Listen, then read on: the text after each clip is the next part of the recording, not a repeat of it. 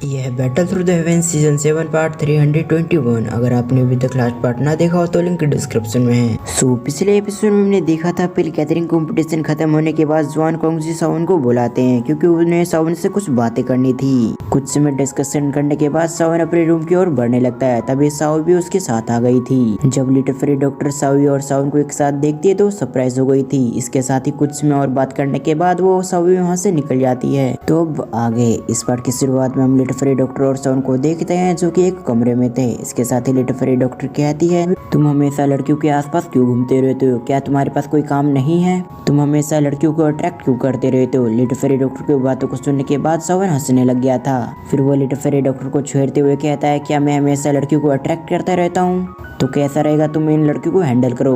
ये सुनने के बाद लिटिल फेरी डॉक्टर ब्लश करने लगती है। इसके साथ ही वो सावन से कहती है, सुनर जाने से पहले मुझसे कहा था कि मैं तुम्हारा ख्याल रखूं। इन वर्ड को सावन ने पूरी तरह से इग्नोर कर दिया था। सावन कहता है, मैं तो सिर्फ मजाक कर रहा था। जब सावन अपने मन में हंस रहा था तभी वहाँ पर जिया आ गई थी, जो वहाँ पर आते हुए कहती है, मैं वापस लौटने के बाद काइलिन सिस्टर से ये सब कुछ बता दूंगी, उसके बाद तुम उसे एक्सप्लेन करना। इसके साथ ही सिस्टर काइलिन ने मुझे ये भी कहा था कि अगर मैं किसी लड़की को साथ तुम्हें देखूं तो उसी समय मैं तुम्हें मार दूं। ये कहने के बाद उसने एक डेंजर सा लुक बना लिया था। इसके साथ ही वो कहती है, तो अब मुझे तुम्हारे साथ क्या करना चाहिए? जिया के शब्द को सुनने के बाद सावन हैरान हो गया था। इसके साथ ही वो हैरानी भरी आंखों से जिया को देख रहा था। हम जिया को देखते हैं जो एक खिड़की पे बैठी हुई थी। इसके साथ ही वो अपने पैर को लगातार झुला रही थी, यानी कि मूव कर रही थी। सावन उसे देखने के बाद वो उससे कहता है, तुम्हें नहीं लगता कि तुम कुछ ज्यादा ही बदमाश हो चुकी हो? ये कहते हुए सावन एक जगह बैठ गया था। इसके साथ ही वो फिर से जिया की ओर देखते हुए उससे कहता है, आखिर तुम्हारा साथी कहाँ पर गया? सावन की बातों का रिप्लाई देते हुए जिया कहती है, वो पिल टावर के अंदर उसे रहने के लिए जगह नहीं मिली, इसीलिए उसे बाहर रहना पड़ा। ये कहते हुए जिया शरारत के मूड में आ गई थी। इसके साथ ही वो सावन के क्लोज आ जाती है। फिर अगली पल उसने सावन के टी को पूरी तरह से पी लिया था। फिर जिया सावन की ओर पलटते हुए अपने एक्सप्रेशन को सीरियस कर लेती है। इसके साथ ही वो कहती है, मैं तुम्हें बताना भूल गई, मैं यहाँ पर इसलिए आया हूँ ताकि मैं तुम्हारी मदद करूँ। मुझे बताया कि तुम 3000 बर्निंग फ्लेम को ऑब्टेन करने के लिए आए हो और 3000 बर्निंग फ्लेम से रिलेटेड मेरे पास कुछ क्वेश्चन है, मतलब कुछ आंसर है। जो चीज तुम्हें पता रहेगी तो ये तुम्हारे लिए काफी अच्छा होगा। इसके साथ ही तुम 3000 बर्निंग फ्लेम को ऑब्टेन भी कर पाओगे। जिया के इन शब्दों को सुनने के बाद लिटिल फेरी डॉक्टर और सावन दोनों ही हैरान हो गए थे। इसके साथ ही सावन के चेहरे पे एक स्माइल आ चुकी थी। वो कहता है, आखिर कैसे इंफॉर्मेशन है तुम्हारे पास? जिया जब उन दोनों के एक्सप्रेशन को नोटिस करती है तो सरप्राइज हो गई थी। इसके साथ ही उसका चेहरा गुस्से से लाल हो चुका था। वो देखती है कि दोनों हंस रहे हैं। जिया गुस्से में कहती है, मैं पूरी तरह से यकीन से कह सकती हूँ, अगर तुम्हें ये इन्फॉर्मेशन नहीं चाहिए तो बता दो मुझे। इस इन्फॉर्मेशन के अलावा तुम 3000 बर्निंग फ्लेम को ऑब्टेन नहीं कर पाओगे और इन सभी चीजों के मेरे पास प्रूफ भी है। जब जिया के शब्द सावन के कानों में पड़ते हैं तो सीरियस हो गया था। इसके साथ ही वो जिया के एक्सप्रेशन को नोटिस करने लगता है। उससे भी लगता है कि जिया के पास 3000 बर्निंग फ्लेम से रिलेटेड कुछ इन्फॉर्मेशन हो सकती है, इसलिए वो कहता है, ठीक है तुम मुझे बता सकती हो। जब जिया सावन के वर्ड और उसके एक्सप्रेशन को नोटिस करती है तो वो काफी ज्यादा खुश हो गई थी। इसके साथ ही वो एक स्माइल के साथ उससे कहती है, तुम्हें क्या लगता है 3000 बर्निंग फ्लेम को ऑब्टेन करना इतना भी आसान होगा? तुमने पिल गैदरिंग कॉम्पिटिशन तो जीत लिया, इसके साथ ही तुम टॉप 10 के अंदर भी आ चुके हो, लेकिन मैं पूरी तरह से यकीन से कह सकती हूँ तुम तब भी 3000 बर्निंग फ्लेम को ऑब्टेन नहीं कर पाओगे, क्योंकि 3000 बर्निंग फ्लेम को ऑब्टेन करना ही इतना आसान होता तो पिल टावर के 3 जायंट हेड ने अभी तक ऑब्टेन क्यों नहीं किया, जबकि उनके पास पावर लेवल में वो तो तुमसे भी ज्यादा पावरफुल हैं। जिया के शब्द सुनने के साथ ही सावन के एक्सप्रेशन पूरी तरह से चेंज हो गए थे। इसके साथ ही वो भी इसके बारे में सोचने लगता है। सावन ने इन सभी चीजों के बारे में बिल्कुल भी नहीं सोचा था। उसने अभी तक इतना सोचा था कि उसे किसी भी तरह से पिल गैदरिंग कॉम्पिटिशन को जीतकर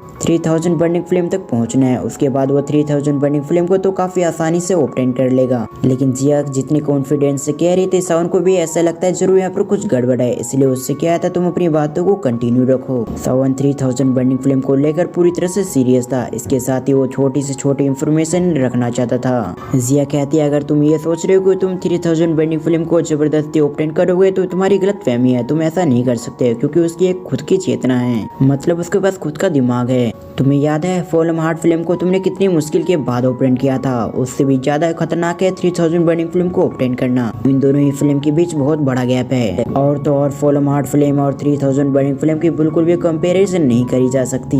ये कहने के बाद वो अपने आप से कहती है, बहुत बढ़िया जिया। फिर उसकी नजर आती है सावन पे, जिसे देखते हुए वो कहती है, मैं इसके बारे में इंफॉर्मेशन दे सकती हूँ जिसकी मदद से तुम 3000 बर्निंग फ्लेम को ऑब्टेन कर पाओगे शायद, लेकिन उन सभी चीजों को बताने से पहले मेरी एक शर्त है जिसे तुम्हें कंप्लीट करना होगा। अगर तुम मेरी शर्तों को मान लेते हो तो मैं तुम्हें 3000 बर्निंग फ्लेम के बारे में इंफॉर्मेशन दूंगी, नहीं तो बिल्कुल भी नहीं दूंगी। जिया के शब्द को सुनने के बाद सावन कहता कि ऐसी शर्त। तब जिया उन दोनों के सामने अपने शर्त को रखते हुए उससे कहती है, तुम्हें हर दिन मेरे लिए पिल रिफाइन करने होंगे। मुझे पता है तुम्हारे पास काफी सारे इंग्रेडिएंट्स हो चुके हैं जिसे रिफाइन करने के मुझे देने होंगे। क्या तुम मेरे शर्त से सहमत हो? ये सुनने के बाद सावन यहाँ पर खून की उल्टियाँ करने वाला था, बट सिचुएशन को देखते हुए सावन अपने सर को हमें लाते हुए कहता है, ठीक है तुम जैसा कहोगे मैं वैसे ही करूंगा, लेकिन अब मुझे इन्फॉर्मेशन जल्दी से दे दो, तुमने काफी ज्यादा बहस कर लिया है। ये सुनने के बाद जिया के चेहरे पे जीत वाली स्माइल आ गई थी। वो कहती है ठीक है। ये कहने के साथ ही उसने अपने हाथों को मूव करती है। जैसे जिया अपने हाथों को मूव करती है तो वहाँ पर एक पर्पल कलर का लिक्विड आ चुका था जो कि एक ट्रांसफॉर्म होकर ड्रैगन के शेप में आ चुका था। इसके साथ ही वो जिया के 3-4 चक्कर लगाते हुए वो उसके हाथों पे फ्लोट करने लगती है। जब वो ड्रैगन कम्प्लीटली ट्रांसफॉर्म हो जाती है तो उसे देखते हुए सावन सरप्राइज हो गया था।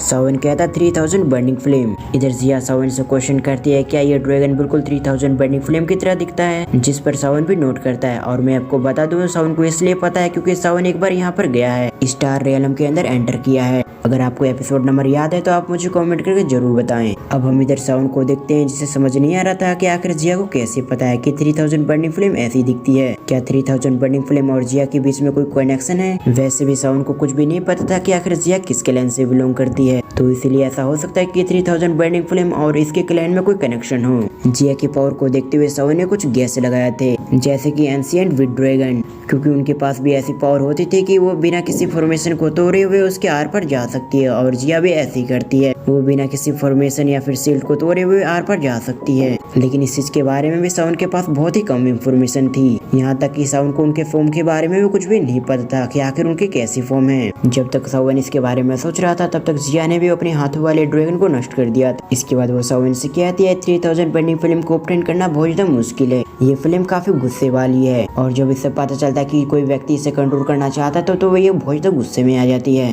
इसे झुकने से ज्यादा मरना पसंद है। और जहाँ तक रही पिल टावर की बात तो वो भी काफी कम सोचते हैं इसके बारे में, उन्हें भी इसके बारे में कुछ भी जानकारी नहीं है, नहीं तो उनकी गलतफहमी दूर हो जाती। फिर वो सावन को आगे बताती है 3000 बर्निंग फ्लेम को नष्ट करना काफी मुश्किल है। इस पर सावन कहता है क्या 3000 बर्निंग फ्लेम को अगर नष्ट नहीं किया जा सकता या फिर फोर्सफुली इसे ओपन नहीं किया जा सकता तो आखिर जुआन कोंगजी और बाकी लोगों ने इसे ओपन क्यों किया है, यानी कि यहाँ पर क्यों कैद कर रखा है? क्या ये बेकार नहीं है? ये सुनने के बाद वो भी नोट करते हुए कहती है बिल्कुल, बट बात ये नहीं है कि 3000 बर्निंग फ्लेम को ओपन नहीं किया जा सकता। जिस पर सावन उससे कहता है क्या तुम्हारे पास कोई रास्ता है जिसकी मदद से मैं 3000 बर्निंग फ्लेम को ओपन कर सकता हूँ? ये सुनने के बाद जिया एक बार फिर से नोट करते हुए कहती है बिल्कुल, मुझे इसके बारे में जानकारी है। ये कहने के बाद जिया हंसने लग गई थी। वो कहती है तुम्हें पता है इसने जो शेप ले रखा है बिल्कुल हमारे क्लैन के जैसा है। जिया के शब्दों को सुनने के बाद सावन फिर से हैरान हो गया था। वो कहता है तुम्हारे क्लैन का शेप, बट आखिर ऐसा क्यों? 3000 बर्निंग फ्लेम ने आखिर तुम्हारे क्लैन के लोगों के जैसे रूप क्यों लिया है? अब आखिर ऐसा क्यों है ये हमें अगले पार्ट में पता चलेगा, क्योंकि आज की एक्सप्लेनेशन यहीं पर एंड होती है। लाइक टारगेट अगेन है 400 का।